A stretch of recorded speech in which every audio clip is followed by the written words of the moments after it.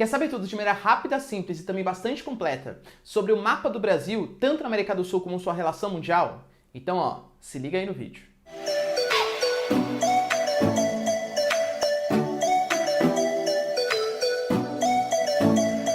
Fala galera, beleza? Vocês também estão legais, tranquilos de boa? Então tá, ó. Galera, é o seguinte, se vocês querem saber tudo sobre quem é o Brasil, né? O Brasil no mapa do mundo, já se inscreve no canal, deixa seu like e compartilha esse vídeo, que aqui você vai encontrar, além de aulas completas de geografia, também muita atualidade, enfim, tudo pra você se manter sempre bem atualizado. Belezinha? Tamo junto? Então tá. Galera, é o seguinte, ó. Nessa aula de hoje, o que eu quero comentar com vocês é sobre quem é o Brasil na relação do mapa mundo. O que é o território brasileiro, como que a gente identifica o território brasileiro e quais são as suas vantagens desse território tão grande, com fronteiras tão extensas, e as desvantagens desse território tão grande. Primeira característica importante. O Brasil é um país que tem 8,5 milhões de quilômetros quadrados. Isso alça a gente ao quinto maior país do mundo. É um território muito grande. Para vocês terem uma noção do que é o Brasil, a Europa inteira, hein? Mais ali de 30 países e tal. A Europa, ela tem, galera, 10 milhões e meio de quilômetros quadrados. Ou seja, o Brasil é mais ou menos 80% do continente europeu inteiro. Vocês percebem como que o Brasil é grande? Como o Brasil, ele pode até ser classificado como um país-continente. Por quê? Porque se a Europa, que é muito parecida com a gente, é um continente, o Brasil também pode ser, entre aspas, colocado como se fosse um país-continente. Pode sim, tá? Só para efeito de comparação, para vocês terem essa noção também, o maior país que tem é a Rússia, depois vem os canadenses, depois os chineses, depois os norte-americanos, isso se a gente contar o Alasca, e tem que contar, né, já que o Alasca é território americano, e depois é nós, o Brasilzão. Ou seja, o Brasil é o quinto maior país do mundo. E isso, claro, cria uma gama de vantagens pra gente gigantescas. Nós temos extensas fronteiras, tanto terrestres quanto marítimas, nós temos um território gigantesco. Eu sempre falo pra vocês, geografia é uma matéria que eu amo, né, óbvio, sou professor de geografia, mas que, imagina estudar, sei lá, geografia da Suíça. Ah, o clima é frio de montanha, o relevo é montanhoso. Acabou. O Brasil não. O Brasil tem dobramentos antigos, tem planícies, tem depressões, tem 28 compartimentos de relevo. Nós temos enormes potencialidades. Dentre essas vantagens de ter um território tão grande, eu colocaria para vocês a possibilidade da exploração de recursos naturais. O Brasil tem minerais metálicos à vontade, tem ouro, ferro, alumínio, manganês, estranho, enfim, tudo o que você possa imaginar. O Brasil tem combustíveis fósseis, o Brasil tem muito gás natural, o Brasil tem muito petróleo, é um grande exportador de petróleo. Eu diria para vocês que a única carência do território brasileiro é carvão mineral. O carvão mineral o Brasil não tem. Falar que não tem é exagero, vai. A gente tem pouquíssimo, zoadíssimo e só no sul. Então é pouco zoado no sul, o carvão mineral brasileiro. Mas de resto, a gente tem biomassa, temos enormes florestas, tem uma variedade vegetal muito grande, tem cerrado, mata das araucárias, mata atlântica, floresta equatorial. A gente tem muita coisa aqui no nosso território, uma possibilidade gigantesca de exploração de recursos. Nós temos áreas, por exemplo, que possibilitam, sei lá, exploração de energia nuclear, porque a gente tem muito urânio. A gente tem áreas que possibilitam hidrelétricas, porque nós temos rios muito caudalosos e cheios de quedas d'água. Nós temos um litoral bastante extenso que venta bastante com a convergência de ventos importantes e isso possibilita, por exemplo, a exploração de energia eólica. Ou seja, a gente tem potencial para fazer muita coisa. Do ponto de vista natural, o Brasil é praticamente perfeito. E a gente ainda está no meio de uma placa tectônica. Então não tem tantos abalos sísmicos assim como teria em outros países, tipo Chile, Japão e por aí vai, tá? Só que, claro, tem uma desvantagem desse território tão grande. E a desvantagem é justamente a administração desse território. Imagina o seguinte, você com uma pessoa só, você consegue muitas vezes administrar o seu quarto, não deixar seu quarto bagunçado e tal. Professor, nem isso eu consigo. Então, mas enfim, né? Agora imagina se você, dono do seu quarto, tivesse que administrar não só o seu quarto, mas administrar a sua casa inteira, um hotel inteiro, você tivesse um hotel inteiro, que isso que é o Brasil, um negócio gigantesco. É muito complicado administrar. Até porque o Brasil é muito regionalizado, nós temos vários Brasis dentro de um Brasil só. Imagina que hoje o presidente, o nosso governo de maneira geral, ele tem que dar conta de promover políticas públicas adequadas para Roraima e para o Rio Grande do Sul, que são regiões completamente diferentes. O Acre e Santa Catarina, Rio Grande do Norte e São Paulo, são regiões muito diferentes. Então, para a gente conseguir administrar esse território de uma maneira tão intensa, a gente adotou duas soluções. Primeiro, que é o federalismo, e a próxima que eu vou falar na próxima lousa, que é a regionalização do nosso território. Vamos lá. O que seria o federalismo? O Brasil, nome completinho ali do Brasil, nós somos uma república presidencialista, democrática, federalista. O que isso quer dizer? Sendo uma república presidencialista, quer dizer que o nosso chefe de Estado é o mesmo cara que o nosso chefe de governo, que é a figura do presidente. Nem sempre é assim. Nós temos, por exemplo, repúblicas parlamentaristas, em que você tem o presidente, que é o chefe de Estado, é o cara que representa em convenções, etc., mas o chefe de governo é o primeiro-ministro. Nós temos monarquias parlamentaristas, a exemplo do Reino Unido. O Reino Unido tem ali a Rainha Elizabeth, mas tem o primeiro-ministro Boris Johnson. A Rainha Elizabeth é chefe de Estado. Aliás, só uma pequena curiosidade, vai? A Rainha Elizabeth não é só rainha, chefe de Estado só do Reino Unido, tá? Também é do Canadá, Papua Nova Guiné, Austrália e outros países, antigas colônias inglesas, tá bom? Mas enfim, voltando. O Reino Unido é uma monarquia parlamentarista, porque o chefe de Estado é a Rainha Elizabeth e o chefe de governo é o primeiro-ministro. Aqui no Brasil, nós somos uma república presidencialista. Então, o chefe de governo e o chefe de Estado é a mesma figura, que é o presidente, que é eleito a cada 4 anos com a possibilidade de reeleição, tá bom? Nós temos federalistas, democracia, beleza, né? A gente escolhe ali os nossos governantes. Nós temos federalistas, o que quer dizer isso? Quer dizer que cada unidade da federação, o Distrito Federal, São Paulo, Rio de Janeiro, enfim, nossos estados e os nossos municípios, eles têm relativa autonomia. Como assim, professor? Se a gente pegar o Brasilzão como um todo, eu vou separar para vocês em F, que é a esfera federal, que é o Brasil todo mesmo, tá bom? Os estados, São Paulo, Rio de Janeiro, Santa Catarina e por aí vai, e os municípios. Por exemplo, no estado de São Paulo tem o município de Campinas, município de Santos, de São Paulo mesmo, de Campinas e por aí vai, tá? O que eu tô falando para vocês? Que municípios e estados, eles têm autonomia para criar suas próprias leis, desde que, claro, não vá contra uma lei federal. Por exemplo, pena de morte. Pena de morte é uma coisa que está prevista em Constituição que não pode ter no Brasil. Então, o estado de São Paulo não pode criar uma lei que seja favorável à pena de morte. O município de São Paulo não pode criar uma lei que seja favorável à pena de morte. Mas o município, ele pode criar e votar uma lei que seja adequada à sua realidade, desde que, claro, não vá contra uma lei estadual e muito menos contra uma lei federal. Por quê, galera? Porque são países são regiões muito diferentes, né? Que nem eu falei pra vocês. Imagina o estado do Rio Grande do Sul tendo que seguir exatamente as mesmas leis do que Roraima. Um dos dois, pelo menos, né, ou os dois, não vão ficar contemplados pelas leis. Vão ser leis que não representam a realidade daquele local. E é por isso que a gente tem autonomia para criar suas próprias leis. Aliás, dica para vocês. Geralmente, não quer dizer que é regra, mas geralmente países muito grandes que têm muitas diferenças regionais se comportam como estados federativos, ou seja, municípios e estados com autonomia para votar e criar suas próprias leis. Já países pequenininhos, onde não tem tanta diferença regional, tipo o Uruguai. O Uruguai é minúsculo, galera, tá? 5 milhões de habitantes, pouquinha coisa. Então, o país inteiro, ele segue uma única lei, que é a lei federal, tá bom? O Brasil é um federalismo. Aqui nós temos o Poder Judiciário, que eu não coloquei para vocês, que ele é um pouquinho mais complexo, não interessa nesse momento, mas nós temos, para governar efetivamente o país, o Poder Executivo e o Legislativo, que é o que você vota. O Executivo, eu costumo falar que é como se fosse o gerente do seu país. É o cara que efetivamente vai tomar as medidas, que vai executar as leis. O gerente tem que ter claro que ele não é o dono. Imagina que você vai abrir uma franquia de, sei lá, de chocolate, uma Cacau Show. Beleza. Você vai ser o dono daquela loja.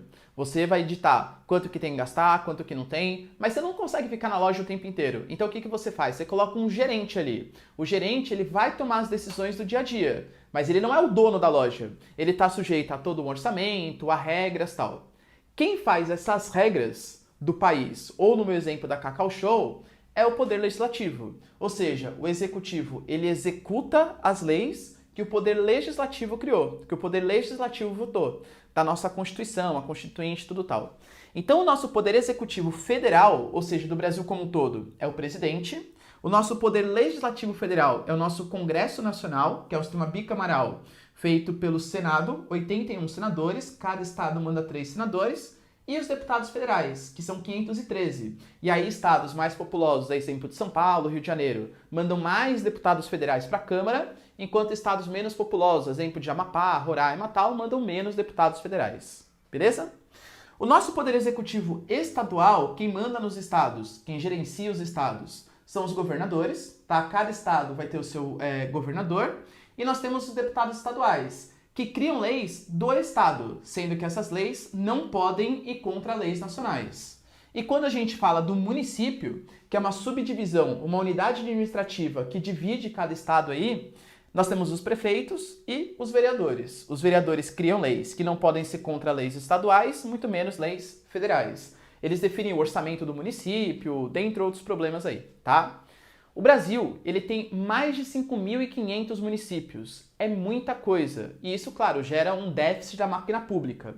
A gente pode falar que para facilitar a administração, seria muito legal se a gente conseguisse dividir o Brasil em 100 estados, em 11.000, 12.000 municípios. Facilitaria a administração, porque aí cada poder, ele teria muito mais poder para saber o que está acontecendo aqui, o que está acontecendo aqui, seria muito mais particularizado a governança do território brasileiro. Mas teria um ônus. Imagina o custo da máquina pública. Cada estado que você cria mais senadores, deputados federais, governadores, secretários, deputados estaduais. Cada município que você cria mais, a mesma coisa. Então tem um lado positivo que você facilita, você particulariza o seu governo, você toma mais cuidado com as regiões, mas, em compensação, isso cria um ônus econômico para a máquina pública muito grande. Há um tempo atrás, nos anos 2010, o Pará ele quis se dividir. Ele quis se dividir em Pará, Tapajós e Carajás. Foi feito um plebiscito, por sorte, né? Ou enfim, não sei qual a sua opinião, mas acabou não indo para frente. Isso geraria um ônus para a máquina pública muito grande. Tudo bem? Galera, tira um print aqui, ó, que eu quero falar com vocês das regionalizações do território brasileiro. Pensando então que o Brasil é um país gigantesco, além da gente criar um modelo de governo federativo, ou seja, onde cada estado tem autonomia para criar e votar suas próprias leis, desde que não vá contra uma lei federal, o governo brasileiro também ele se vale da regionalização do seu território. Professor, como assim regionalizar? Nós já temos aqui no canal, tá, uma aulinha para falar para vocês os conceitos da geografia, e eu falei para vocês que regionalizar, de uma maneira bem simples, bem didática, é você dividir com critério. Então, por exemplo, fala assim, ó, olha, eu quero regionalizar o mapa brasileiro. Beleza, isso quer dizer que você quer dividir. Só que como que você vai regionalizar? Utilizando o critério vegetação, e aí você vai regionalizar, criar a região amazônica, a região da Caatinga, a região da Mata dos Cocais. Você está regionalizando utilizando o critério vegetação. Você pode regionalizar utilizando o critério clima. Então, onde tem o clima equatorial, o clima tropical, tropical de altitude, subtropical, por aí vai. Regionalizar é dividir utilizando algum critério. Eu vou mostrar para vocês, então, quantas regionalizações do território brasileiro existem. Infinitas. Se você quiser, na sua casa, agora, fazer uma regionalização do território brasileiro, você pode criar um critério, sei lá, PIB per capita. Aí você vai lá e divide o Brasil em regiões que você acha conveniente de acordo com o PIB per capita de cada um dos estados, municípios, bairros, sei lá, como que você vai querer fazer a sua regionalização, tá bom?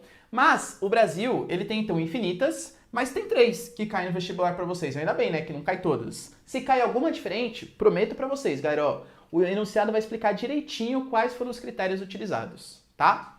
A primeira regionalização que vocês têm que conhecer, com certeza mais importante, é a regionalização do IBGE, a regionalização oficial do governo brasileiro.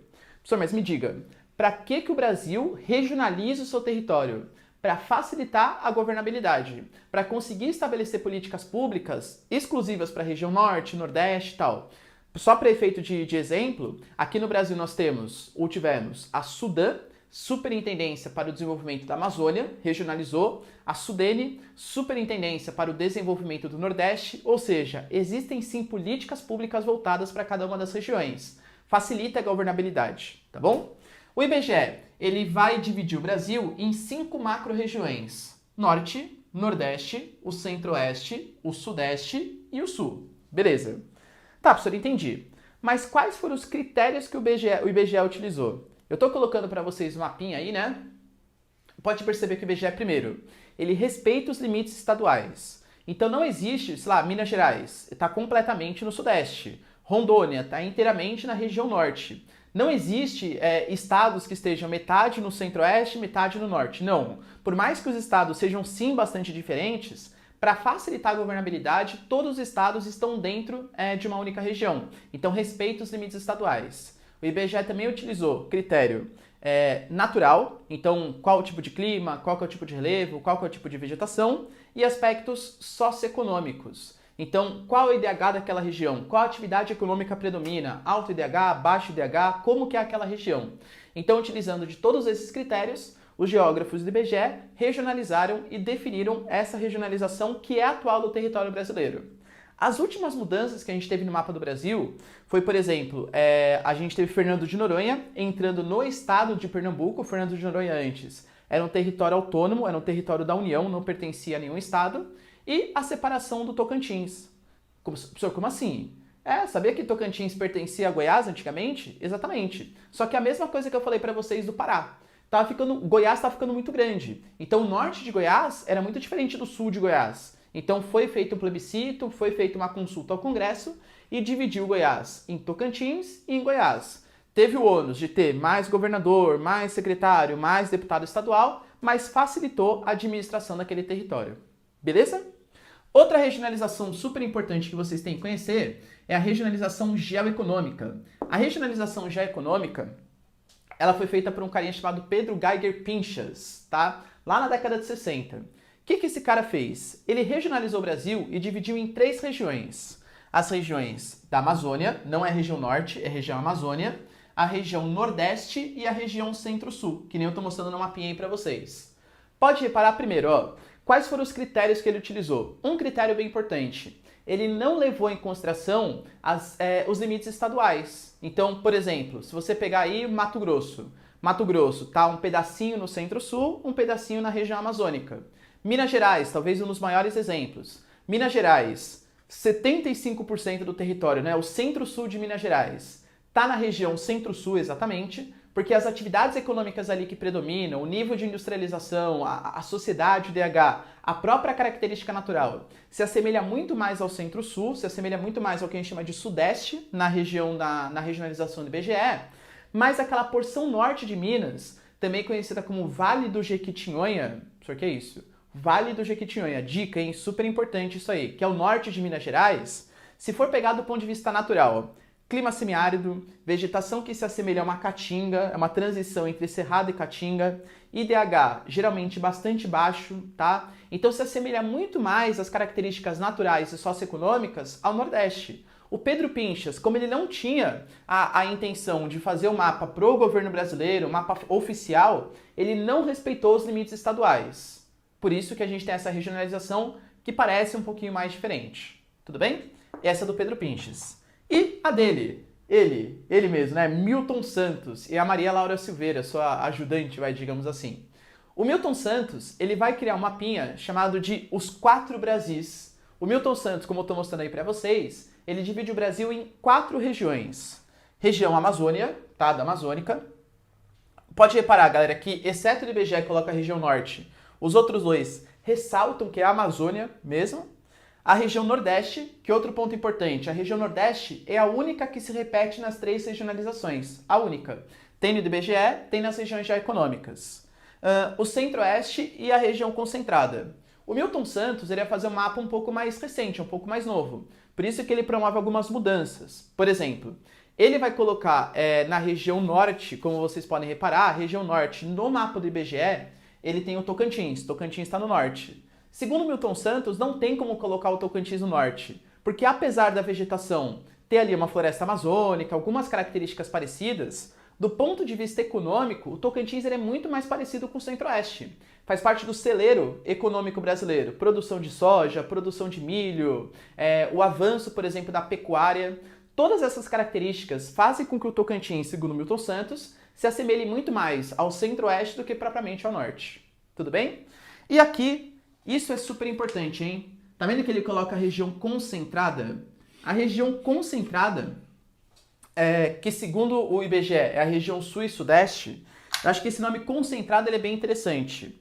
Professor, concentrado no quê? Quais foram os critérios que o Milton Santos utilizou? Primeiro, Respeito aos limites estaduais. Pode reparar que não existem estados que estão em duas regiões diferentes. Todos os estados, eles estão na mesma região, tá? Ele utilizou um conceito super específico dele, que é o desenvolvimento do meio técnico, científico e informacional. Desenvolvimento do meio técnico, científico e informacional. Segundo Milton Santos, o critério utilizado para regionalizar o país seria o quanto aquele meio, o quanto aquele espaço geográfico tem um desenvolvimento técnico, ou seja, tem qualificação de mão de obra. Técnica é a habilidade de você fazer alguma coisa. Traduzindo para o Milton Santos de maneira bem didática, é a qualificação da mão de obra. Então, nessa região, por exemplo, como que os trabalhadores se qualificam? Eles são bem qualificados? Não são bem qualificados? Qual que é o predomínio? Além da técnica, a ciência, meio técnico-científico. Ciência é produção de conhecimento. E aí, nessa região, será que a produção de conhecimento é legal? Como que são as universidades? Como que é a ciência? Qual que é a relação com o conhecimento que essa região tem? Então, isso é um meio técnico-científico. Segundo Milton Santos, quando você consegue unir a técnica, a qualificação da mão de obra, a produção de conhecimento, a ciência, a gente vai ter um tecnopolo. Aonde que existem os maiores tecnopolos do Brasil? No Sudeste e no Sul do país. A exemplo, sei lá, de São José dos Campos, que tem o ITA e a Embraer, empresa produtora de aviões, e o ITA, né, é uma baita universidade aí ligada à engenharia aeroespacial, tá bom?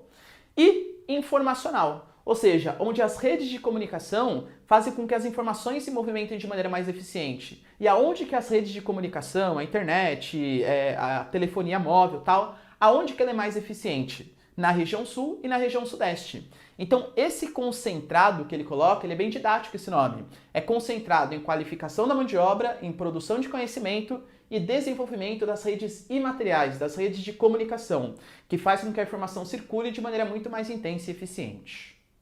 Beleza, galera? Deu para entender a regionalização? Então tá, ó, tira um print aqui. Outra característica bastante forte do território brasileiro é essa grande variação que a gente tem no sentido norte e sul, ou de maneira mais geográfica, né, técnica, uma variação latitudinal, no sentido norte e sul. Ou seja, o Brasil, para vocês terem uma noção, o Brasil tem terras no hemisfério norte, o Brasil vai mais ou menos até 5 graus norte, tá? E vai mais ou menos até uns 30 graus sul. Uma variação latitudinal de 35 graus aproximadamente. Isso é muito significativo, por quê? Porque faz com que a gente tenha uma grande variedade climato, ou seja, de clima, e botânica, de vegetação. Assim como eu falei para vocês no comecinho da aula. Imaginem vocês que o Brasil tem no mesmo território clima equatorial e clima subtropical. O Brasil ele tem no mesmo território uma vegetação de araucária, que é uma vegetação aciculifoliada, folhas fininhas, típicas de clima frio, e uma floresta amazônica, uma vegetação latifoliada extremamente quente. E isso, além de toda a biodiversidade, a exploração que a gente pode fazer dessa potencialidade do Brasil, isso permite também que a gente tenha um potencial agrícola muito significativo. O Brasil é um país que ele pode ter no mesmo território plantação de trigo, um pouquinho só, né, mas tem, que é típico de clima frio lá no sul do país, ao mesmo tempo que a gente planta cana-de-açúcar, ao mesmo tempo que a gente planta açaí, ao mesmo tempo que a gente planta milho, algodão, café, enfim, produtos que uma variedade climática muito grande, muito significativa. Laranja a gente pode ter, típico de clima tropical. Então o Brasil é cheio de potencialidades graças a essa grande extensão norte-sul que a gente tem. Se a gente tem uma grande extensão latitudinal, norte-sul, a gente tem uma grande extensão longitudinal também, no sentido leste-oeste. Tanto que a gente tem no nosso território 4 fusos oficiais. Nós temos o fuso -2 UTC ou -2 GMT, que são 2 horas atrasados em relação a Greenwich, que é o fuso das Ilhas Oceânicas, Fernando de Noronha, Martim Vaz, Trindade.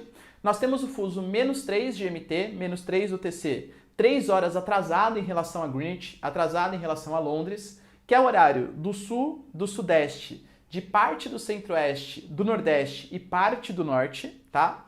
Nós temos o fuso -4, que é 4 horas atrasado em relação a Greenwich, que pega parte dos estados do norte e parte do estado do centro-oeste. E nós temos o fuso -5, que é o fuso que pega somente a parte ocidental da Amazônia e o Acre. Nós temos 4 fusos horários, por quê? Porque a variação longitudinal ela é de aproximadamente 60 graus. Se você divide por 15, que é a extensão de um fuso horário, dá mais ou menos aí 4 fusos horários. Tudo bem? O Brasil, além de toda essa gigantesca variação latitudinal e longitudinal, também tem a vantagem de ter extensas fronteiras. Isso a gente vai ter uma aula específica para isso, tá? Vou comentar bem por cima, não perca logo menos no canal. Mas as nossas extensas fronteiras marítimas dão uma potencialidade gigantesca de exploração, por exemplo, de comércio. Imaginem vocês que existem países como a Bolívia, que, coitados, não pode fazer comércio com os países que estão próximos a ela, porque não tem saída para o oceano. Se quiser comercializar pelo oceano, tem que pedir auxílio ou do Brasil, ou do Chile, etc., para conseguir usar o porto desse país. O Brasil não. O Brasil, ele tem extensas fronteiras marítimas e isso permite que a gente tenha porto no litoral brasileiro inteiro, percebe? Além do que, o nosso litoral, ele é riquíssimo, tanto em recursos minerais fósseis, tanto, por exemplo, em biodiversidade. É a nossa Amazônia Azul, tamanha potencialidade do nosso litoral.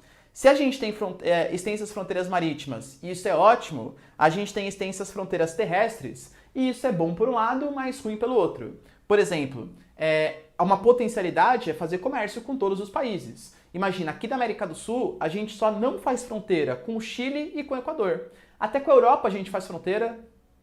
Você ficou doidão, né? Não, a Guiana Francesa é um país, é um território europeu, um território francês. Até com a Europa a gente consegue fazer fronteira, percebe? Isso dá uma noção, uma vantagem econômica muito significativa. Vários países, por exemplo, dependem do comércio com o Brasil. Pensa na Bolívia, coitado, de novo, né? A Bolívia.